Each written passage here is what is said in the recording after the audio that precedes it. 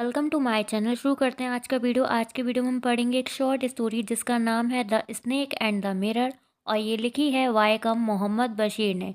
इनका जो बर्थ हुआ था वो हुआ था 21 जनवरी 1908 में और इनकी डेथ हुई 5 जुलाई 1995 में। इन्हें जाना जाता है बायपोर सुल्तान के नाम से और ये भारत की इंडिपेंडेंस के लिए लड़े थे और ये राइटर, फ्रीडम फाइटर, नॉवलिस्ट और शॉर्ट स्टोरी राइटर रहे। इन्हें पद्म श्री साहित्य एकेडमी फेलोशिप और केरला स्टेट फिल्म अवार्ड मिला बेस्ट स्टोरी के लिए। ये एक फ्राइटनिंग टेल है जो कि नरेट की गई है एक डॉक्टर ने एक ग्रुप ऑफ ऑडियंस को। एक डॉक्टर है जो कि एक दिन घर पहुंचता है और बुक पढ़ने लगता है और अपनी शादी के बारे में वो कल्पनाएं बनाने लगता है। कुछ फैमिलियर साउंड्स को वो कई बार सुनता है। अब स्टोरी को हम स्टार्ट करते हैं। जो डॉक्टर है वह पूछता है, क्या कभी किसी सांप ने आपके शरीर के किसी अंग के चारों ओर कुंडली मारी है? जो ग्रुप था वो शांत हो जाता है जिनसे वो क्वेश्चन पूछता है और ये क्वेश्चन किया था एक होम्योपैथी के डॉक्टर ने और ये बात तब डिस्कस हुई थी जब सांप की बातों के बारे में डिस्कशन चल रहा था। डॉक्टर कहता है कि समर नाइट मतलब गर्मियों की रात थी और रात के 10 बजे थे और उसने रेस्टोरेंट से खाना खाया और अपने कमरे पर लौट आया। उसे ऊपर से एक आवाज़ आई जो कि जानी पहचानी थी और कोई भी कह सकता था कि वो और एक चूहा कमरे के साझीदार थे और उसने अपनी माचिस निकाली और मेज पर रखे मिट्टी के तेल के लैंप को जला दिया। मकान में बिजली थी नहीं और ये छोटा सा किराए का कमरा था। जो डॉक्टर था उसने डॉक्टर के रूप में काम करना शुरू ही किया था इसलिए उसकी अर्निंग कम थी और सूटकेस में 60 रुपये थे। कुछ शर्ट्स और धोती थी और सिर्फ एक काला कोट था जो उसने उस टाइम पर पहन रखा था। उसने अपना काला कोट, सफ़ेद कमीज और भी जो कपड़े थे उनको टांगा, खिड़कियाँ खोली रूम की और जो रूम था वो आंगन की ओर खुलने वाला रूम था और इसकी जो टाइल रूफ थी वो गेबल्स मतलब मकान का जो कोना होता है उससे टिकी हुई थी। इस रूम की कोई सीलिंग नहीं थी और जिसकी वजह से जो चूहे थे वो आसानी से आ जा सकते थे। उसने अपना बिस्तर लगाया और उसे दीवार के पास खींच लिया। वो लेट तो गया लेकिन सो ना पाया। वो उठा और थोड़ी हवा के लिए बरामदे में गया लेकिन ऐसा लग रहा था हवा ने अवकाश ले लिया हो।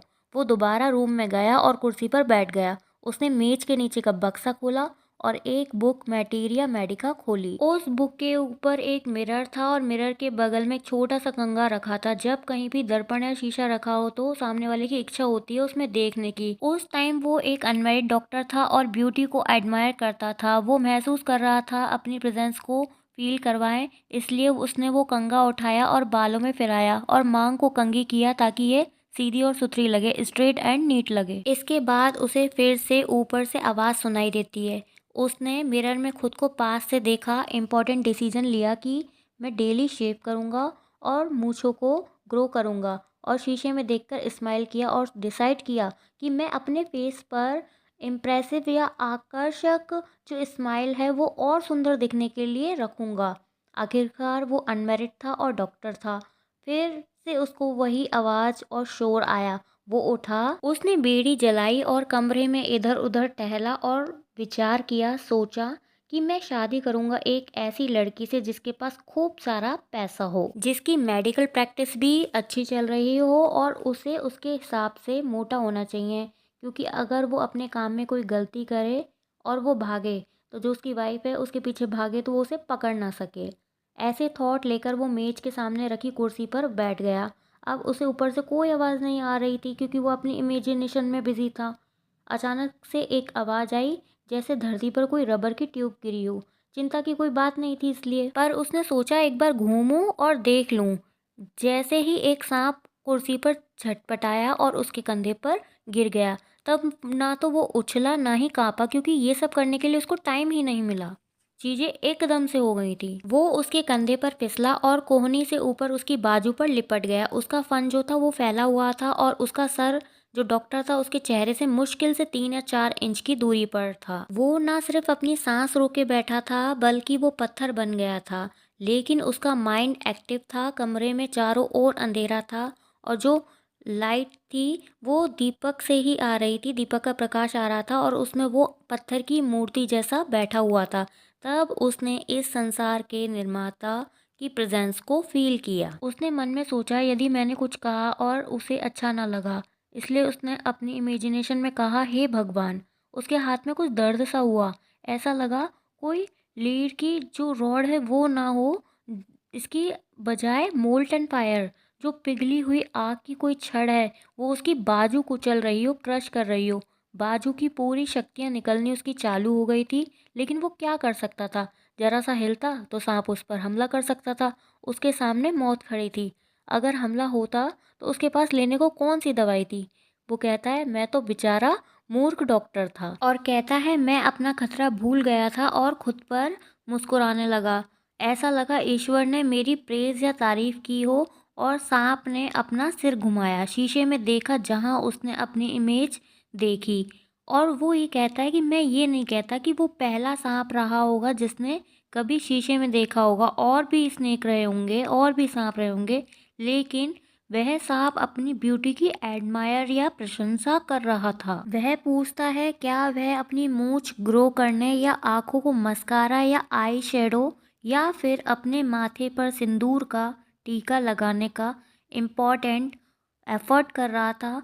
यह नहीं पता था उसको कि वो जो स्नेक था वो मेल था या फीमेल था, और जो वो सांप था उसने जो डॉक्टर की बाह जकड़ रखी थी वो छोड़ दी और धीरे से उसकी गोद में फिसल गया। वो जो सांप था वो मेज की तरफ सरका और शीशे की तरफ चल पड़ा। शायद वो खुद को और पास से देखना चाहता था। अभी भी जो डॉक्टर था उसने अपनी सांसें रोक रखी थी।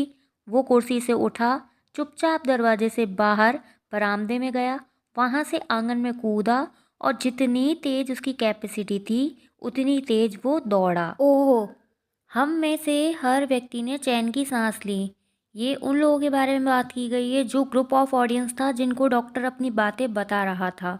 उन सब ने अपनी बीड़ी जलाई और उनमें से किसी ने क्वेश्चन किया, क्या डॉक्टर साहब आपकी वाइफ बहुत मोटी है? डॉक्टर ने कहा नहीं, ईश्वर की इच्छा इसके विपरीत थी, वह पतली है और तेज दौड़ सकती है।